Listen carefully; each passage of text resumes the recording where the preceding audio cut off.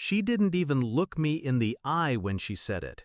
"Dad, I'm sorry, but you weren't invited. Go away." The words didn't land like a slap. No, they sliced, slow, clean and quiet, like a scalpel. Guests turned. Some whispered.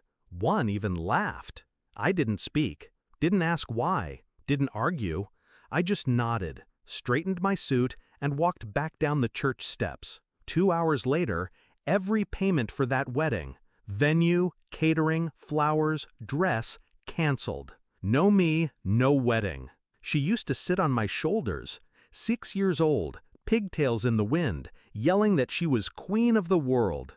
I'd clap for every ballet recital, bake cookies for every science fair, drive all night just to see her smile at college drop-off. She was my everything. And when her mother left, I raised her alone, worked 3 jobs, skipped vacations, did what fathers do. She never went without, never knew the cold grip of no money, because I wouldn't let her. When she met Ethan, I smiled. He was polished, polite, too polite. He shook my hand like he was rehearsing for a role, called me sir, told me how much he respected me. I gave him the benefit of the doubt, until I didn't.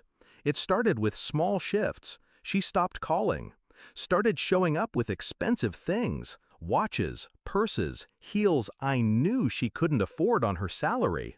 I asked once. She brushed me off, said Ethan had everything handled. Still, I offered to help with the wedding, told her I'd cover the costs. Not for Ethan, for her.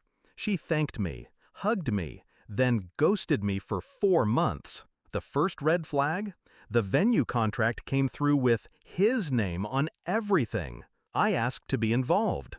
She said, "Dad, it's our day, not yours." So I stepped back, but I watched. When the florist called me, confused, asking if we were still covering the $18,000 arrangement, I knew. They'd used my name, my credit, my approval, and then pretended I didn't exist. I didn't rage, didn't text, didn't yell, didn't demand an explanation. Instead, I gathered, logged every invoice, tracked every payment, found every vendor and made sure the contracts included one clause. I was the financial guarantor. I had the authority to void it.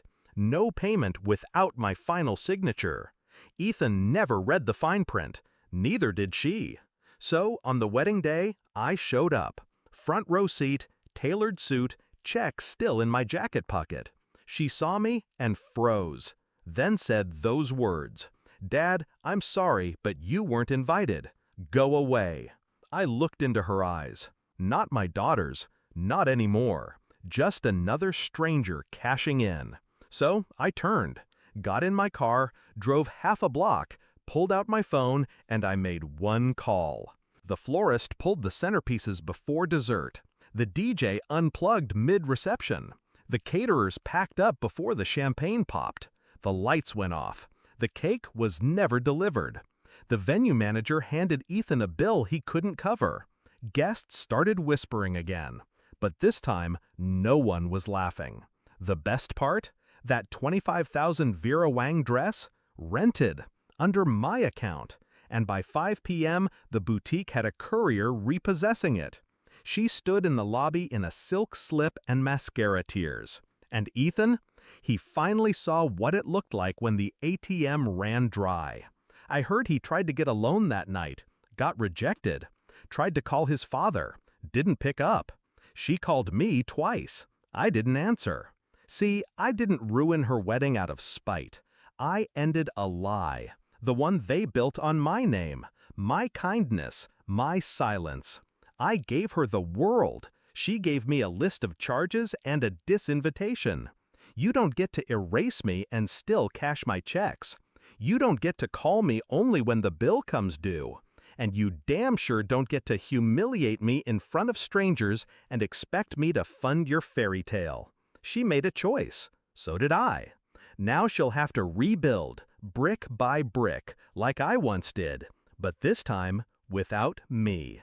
Some people call it revenge. I call it a reset, because the truth is, She didn't lose a wedding. She lost a father.